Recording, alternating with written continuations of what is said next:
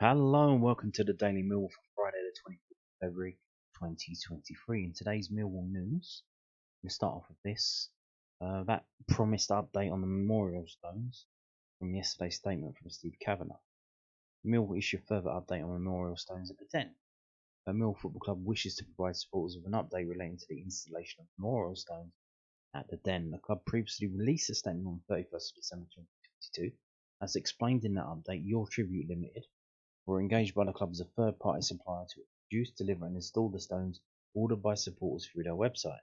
Your Tribute are an independent third party and they owe contractual obligations to each supporter that placed an order with them.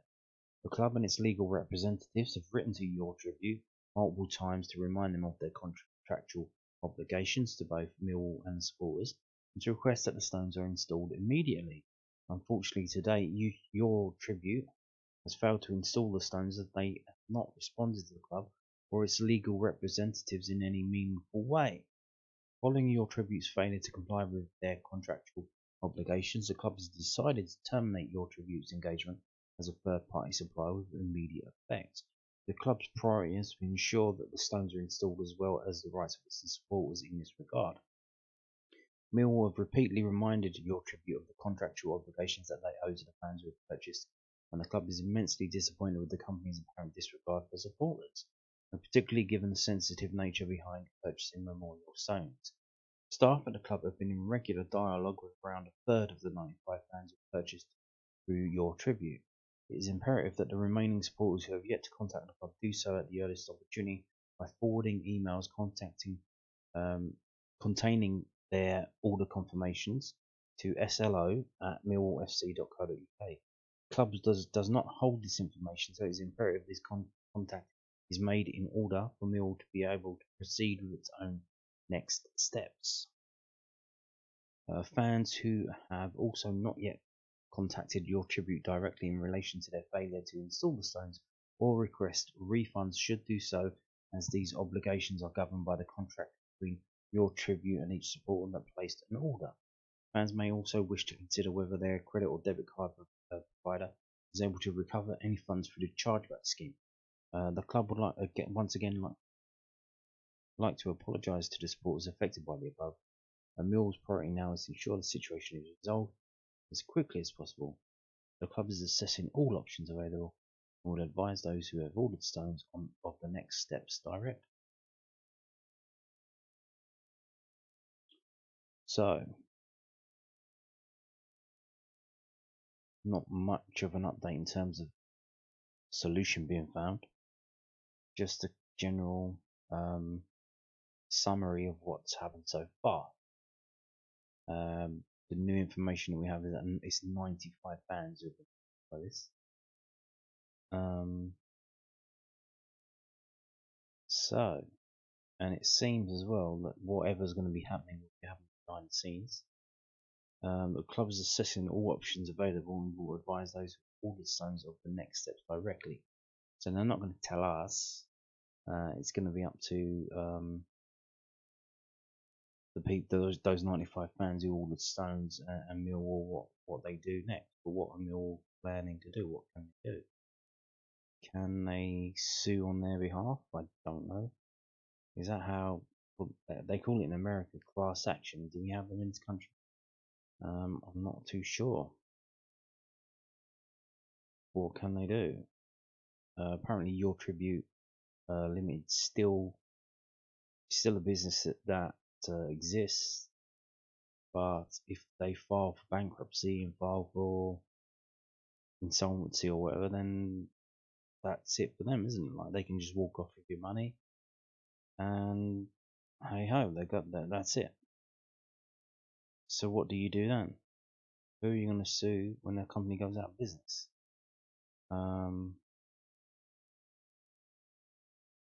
Not an happy story. Not a solution, just a general summary and a little bit of an update. But the saga continues. Tuning in the future to hear what is happening. Maybe we'll be featured in the Estates Gazette or the Law Society Journal or some other situation where there are suits filed and injunctions served and all that kind of stuff. But hey ho, there you go. Now, moving on to this, Garrett explains how Mill's backup stay fit ahead of championship running. The Lions' entire squad will be involved in the coming weeks as they look to secure a top 6 finish. This is from southwarknews.co.uk. So Garrett is working hard to keep his fringe players fit after revealing that they will be involved in the build-up to Mill's promotion running. The manager previously told News at Den that midfielder Jamie Shackleton was one of many players in line for a running starting lineup at the start of the year, but he would have to be patient as the Lions found a way to give him extra game time. Following Billy Mitchell's ankle injury, the Leeds United loanee came into the side to partner George Saville against Sheffield United and Burnley, putting in fantastic performances that will surely see him keep his place in the coming weeks. The same thing had happened to Charlie Cresswell following Sean Hutchinson's groin injury earlier this year. Rowett explained that the rest of Mill's backups are primed and ready to go as well, as they will all be given extra time on the pitch as the championship fixture list becomes more and more congested. We work hard at doing that. We work hard at making sure they're all right, he said. We did 30 minutes of 11v11 against the under-21s. Get the match sharpness into the players. It's not quite the same, but they need it at the moment. There's not many training days. Most of the days are just recovery and preparation. They'll be ready to go. We saw it today with Berkey. How long can you last? Sometimes you might last 60 or 70 minutes. Shax is the same. He cramped up quite early on, but that was going to happen because he hasn't played 90 minutes too often. We've got a great group, a great bunch of players. But if they're left out, I can explain it to them, they accept it, and they're ready to do their bit. I think that's so important. I think the challenge for us is that we've got so many games in such short space of time. Every now and then I'm going to have to rest a player where people will ask, why is he not playing? The reality is, because I'm going to need them fresh for the next 15 games. I think I'm going to have to make those decisions along the way. I nearly did it today with the 2 games, because I felt they'd be difficult games to get anything out of anyway. Do we come out the other side regardless of how we are? I think that's part of the manager's job in these every periods of games. Indeed. Many Millwall fans were complaining, like, Bradshaw scores an hat-trick and you drop him. Well, no, he was resting him because he's been battered and bruised. Playing 90 minutes over and over again. So, yes, we do need to manage the squad, and the manager needs to manage it. Exactly. Here we go. So, the South London Press, londonnewsonline.co.uk, have done a piece with Jamie Shackleton as he gets his moment in the sun. Leeds loanee Jamie Shackleton sees his patience pay off as Millwall opportunity comes his way. Jamie Shackleton is set to get a run in Millwall's midfield after Billy Mitchell was ruled out for up to 2 months with an ankle injury. Leeds loanee Shackleton had not started a league match for the Lions since the end of October before Saturday's 3-2 victory over Sheffield United at the Den. But the 23-year-old produced one of his strongest displays since making a temporary move to SE16 as he seamlessly stepped in to partner George Saville in the middle of the park. Shackleton has made 29 appearances for Millwall, most matches he has played in one campaign, but 14 of those have been substitute roles coming on in the closing stages. The former England under-20 international was seen as an option to play at right wing-back, but Lions manager Gary Rowett shifted to a four-man backline since October. So clearly doesn't rate him as a right-back. Doesn't seem to be an option. Mitchell's absence is bad news for the South Londoners with their academy product a first team regular, but it also provides an opening for Shackleton to show what he can do. Patience is one of the hardest things in football, but it's also one of the main things, said Shackleton. It's about being ready to play when injury or form gives you an opportunity. We've got a couple of injuries at the moment, and people who haven't played as much as now are playing. It's important that they're ready to slot into the team and not make it look too different. It was the same for Cressy. He's done really well since he came back into the team and found a bit of form. I've enjoyed myself at Millwall. I started playing in the team in the first couple of months. Then we changed shape. I'm happy to be back on the side. It's the whole reason I came on loan. I wanted to get more minutes and as much experience as possible. I've had to do that in different ways with the appearances I've got so far. Millwall are 5th in the table after successive home matches against Sheffield United and Burnley, in the top 3 for form over the past 10 matches, along with Middlesbrough. Shackleton played 72 minutes in each one. We make a point of starting games well, and on Saturday we did that, he said. We put a good team right under pressure, and that continued, and lasted most of the game. In terms of all round, it was probably my best performance for Millwall. Had some good games earlier in the season. We weren't the favourites, so expected to go and get anything from that game, or on Tuesday night.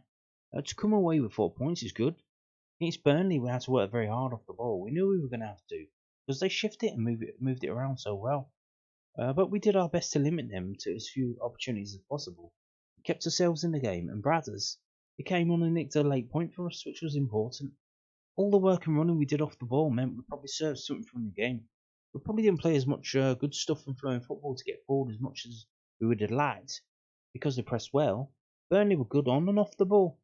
We keep an eye on the teams around us, check the scores to see how everyone's doing.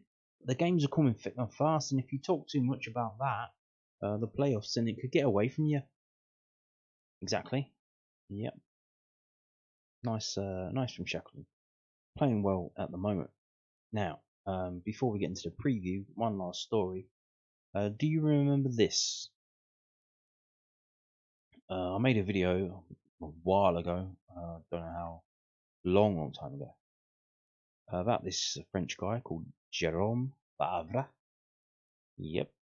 Ooh la la. He was going around the den asking people if he could take his photographs. You were one of them. You may have seen your photograph featured in. So they put some up on a website, and that's what I showed to you. And apparently there was going to be an exhibition in, I believe it was in the city of London, Shoreditch area, Old Street, that way. I didn't go to that. Did anyone go to that? Maybe, maybe not.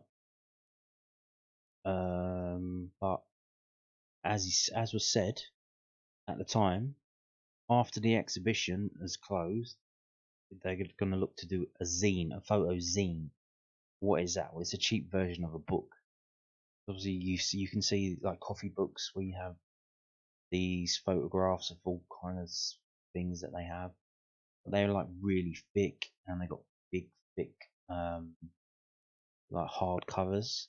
Well, this is the complete opposite of that. It's basically a football program style. It's A5 magazine. It's got 84 color photographs across 56 pages.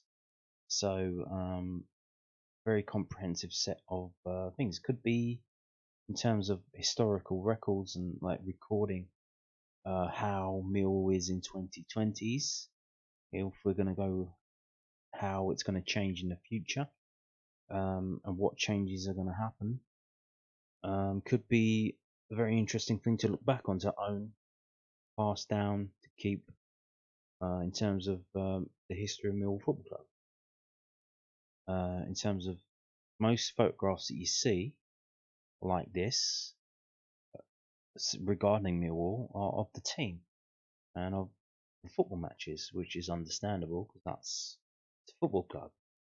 But in terms of photographs of the fans and the area around the stadium, and I made the point at the time, there is about to be radical and radical change around the grounds with the new Bermondsey development.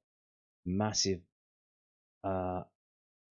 eyesores of tower blocks going up here, there, and everywhere, and it's going to change very drastically.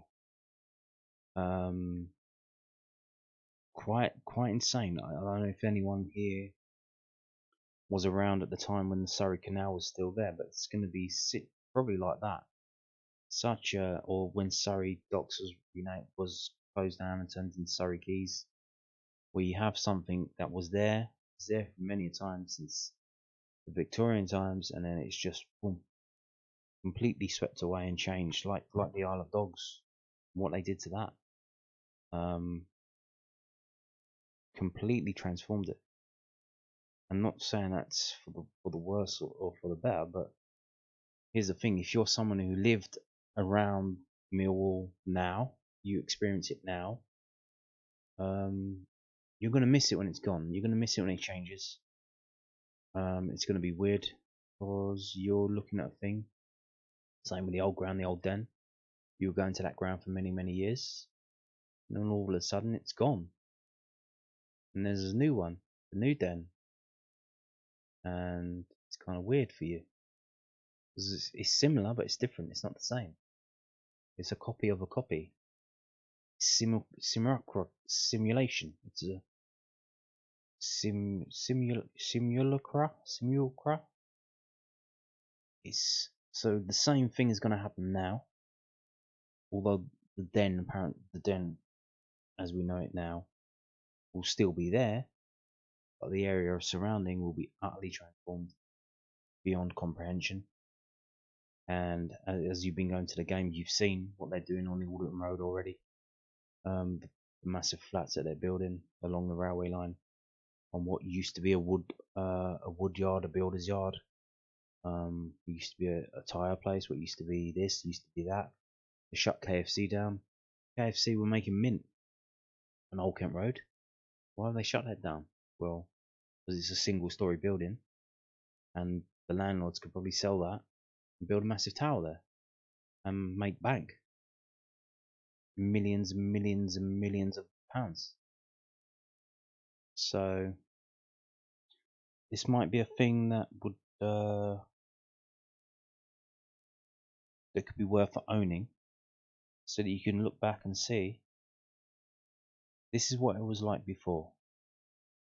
Because anyone who comes along now, little kids, or anyone born after all these changes happen, they're not going to know and they're not going to understand, because they're going to live with the reality of the world as it is when they're born into it. And they're just going to see these big towers by the ground and think, oh, okay, there's a big tower by the ground. And you can point to this this book and say, oh, it was like this before, like that. It was like this. These are the people that used to go to the ground. Now it's all people in suits and ties and stuff. But yeah, so there you go. This is what it looks like. Yeah, crazy stuff. Yeah, so I should probably tell you where it is, by the way, while I'm rambling on. It's at a website called lowerblock.com. Lowerblock.com. It costs £8.50 by Jerome Favre, who is a French geezer who I think was studying at Goldsmiths or the Campbell Royal College of Art as a photographer. And he decided to went to a few Millwall games and kind of decided that he liked it. So there you go. £8.50, lowerblock.com. And just search for Millwall. Now let's get into the preview of the game. Stop messing around. Now, this is from 11v11.com. This is the these are the results that we got at Stoke over the years. First game in 1928. As you can see, there are many red L's here. We have many defeats up at Stoke. It's not a ground that we go to and win very often. Stoke obviously were a big team back in the day, and that meant there was a massive gap when we didn't really play them that much. You can see we played them in the league in 1932. We actually won that 2-1. They seem to be struggling in 1930, 1932. We beat them twice and drew. Then we played them 3 times in the different cup games. We didn't play them in the league until 1978, because obviously by then the maximum wages come in and they're falling off because they can't attract. They haven't got that advantage anymore. Stanley Matthews, players like that. Did he play for them? Who was the geezer that played for them? There was a famous player who played for Stoke in England. But yeah, they fell off and they came down the divisions, and we had a bit of a good time because we were up in Division 2, and then we played them.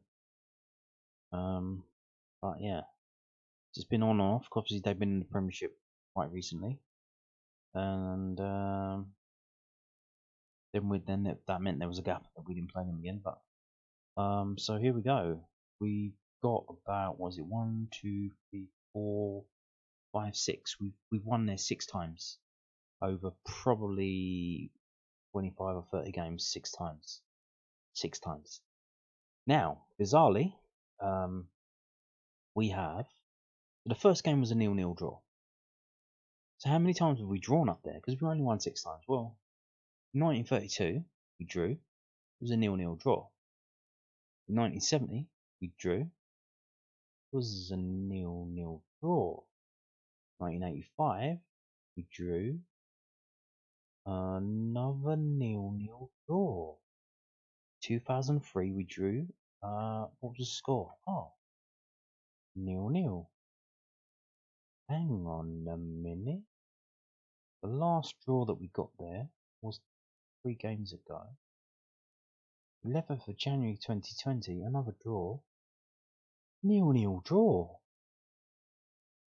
Every single draw that we've got away at Stoke has been a 0-0 draw. What's that about? What is that about? How is that possible over all these years? All these time travelling up there, different players over many, many years. How is it possible that every game that we've drawn at Stoke has been a 0-0 draw? Explain that one, scientists. Get on that. It's the lizard people controlling the results through the Illuminati, isn't it? I don't know. It's kind of weird though, yeah. Every single draw we've been up there is a 0-0 draw. But so most recently was a 2-0 defeat in March 2022. Before that, we actually had a win, and before that was a draw. So in the 2020s, we are 1-1-1. So there you go. But we do have a long history of losing up there, and a long history of drawing 0-0 for some reason. Weird. Anyway, moving on to this from whoscored.com. So, last 6 games up there, we've lost 4, drawn 1, won 1. We've only scored 3 games in 6 goals at Stoke. Oh, they've scored 8 in those 6 games. They've got 7 yellow cards. We've got 8. We've got a red card. Now, as I've said, the pattern seems to be that we lose a player every game so far to injury. Could we lose a player to a red card? We're on a red card yet this season. I don't think we had one last season either, which is rare, but hey ho. Could it be our first red card of the season? Hopefully not, but yeah, that's not good. Now, I'm going to skip the tables because I'm going to look at that in another page, but here we go. So, we know about Millwall's away form. So, we've lost 1-0 at Middlesbrough, we lost 1-0 at Coventry. We kind of scraped out a hard-fought 1-0 win at Cardiff. We absolutely demolished Watford, and we played very, very well. Queen's Park Rangers as well. So kind of a mixed bag all over the place. But what can you do now for Stoke? Last time out, 3-0 victory over Huddersfield. They had a red card at Huddersfield, so they kept a clean sheet, and they kept a clean sheet in the game before that. So they're 2 clean sheets in a row at home against Hull and Huddersfield, and they have another clean sheet against Reading and a 4-0 victory over Reading. So 3 clean sheets in their last 6 home games. However, they also have failed to score in 3 of their last 6 home games. Against Burnley, they only lost 1-0 against Stoke, against Preston, and that 0-0 at Hull, at home to Hull. They played a cup game as well. They conceded 1 to Stevenage, but I'm sure that was a rotated team. I don't know that. I'm just guessing. As we scroll down, here's Stoke's strengths and weaknesses, and Millwall's strengths and weaknesses and style of play. If we go up and go back to the match facts, Stoke have seen under 2.5 goals in 13 of the last 16 matches against Millwall in all competitions. This is not a high-scoring game, especially not on Millwall's side of the equation. Stoke have kept a clean sheet in 6 of their last 8 home matches against Millwall in all competitions. Oh, could we be in for another 0-0 draw? Or even worse? Now, like I said, the table, we're going to get to the table here. So, where is Stoke in the table? They're 17th, but they're on 40 points, which is only 10 behind us. In terms of home records, so let's have a look. Where are they? Oh, they're at the bottom. They're 20th. Their home form is very bad. Very, very bad. Now, however, most recently, the 3-0 against Huddersfield, the draw to Hull, and a 4-0 against Reading. 2 of their 5 home wins have been in their last 3 games. So it seems like they've turned the corner and they've improved their home form. Or have they? So remember that, Huddersfield and Reading, remember that. We clicked at the away table for the league. Who's at the bottom of the away form? Huddersfield and Reading. The 2 worst away teams in the league just went to Stoke and lost quite heavily. That probably means that Stoke's inflated situation in terms of recent home form is maybe not as good as it suggests. Now obviously Millwall's away form is down here, and what was it? Stoke's home was about here, 20th. So we're 16th away, they're 20th at home.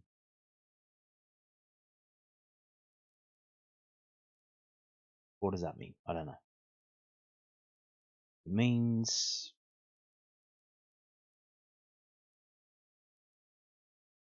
I don't know what it means, but we're going to move on to this. Now, these are Stoke's home games so far this season.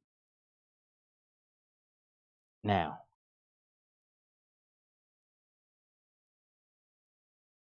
so it's a mixed bag, really. When they lose, they don't lose by much most times. They lost 1-0 to Rotherham, they lost 1-0 to Sunderland, they lost 1-0 to Burnley, to Preston.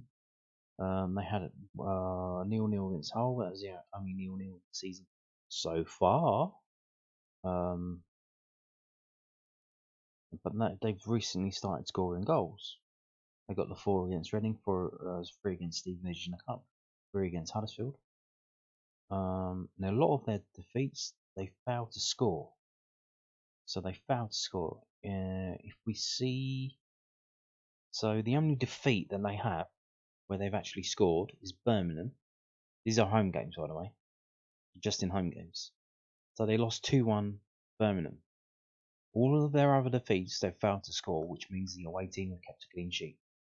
So, mightily important, I suspect, that we keep a clean sheet tomorrow, if we can. But again, how do we do that? Do we play like we played against Coventry, which might not be the best, or do we try and go at them and use attack as the best form of defense? I don't know. Not my job. That's Rowett's job. Let him figure that out. So here we go. So that you've seen it there. So let's get on to the predictions now from whoscored.com. There you go. Predictions. Stoke's season has been characterised by a total absence of positive momentum, but the Potters did bounce back with an impressive comeback win against Swansea on Tuesday night. Alex Neil's side is now 9 points clear of the drop zone. Will need to find some momentum to avoid looking over their shoulder in the final 13 games.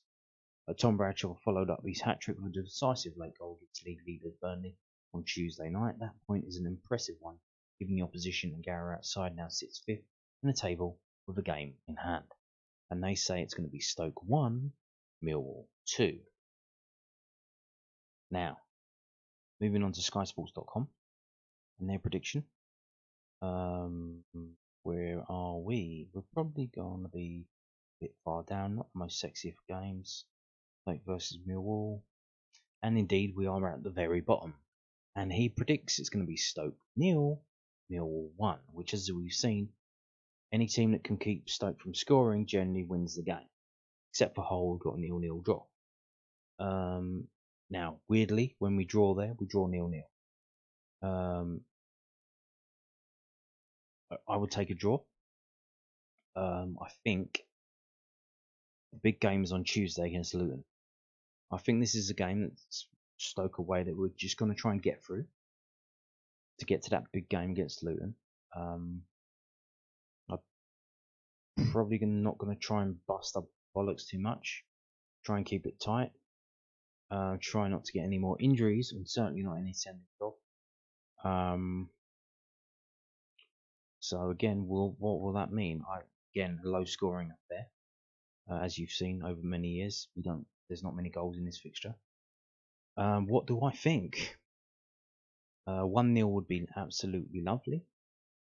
But I'm gonna go with a record breaking Stoke 1, Millwall 1. The first non-goalless draw at Stoke Millwall game. I think it's going to be 1-1. Hopefully no more injuries. We don't get through this game and don't lose another player. And yeah, on to Tuesday, the big game against Luton. So I'm going to go Stoke 1, Millwall 1. And on that note, thank you for watching and goodbye.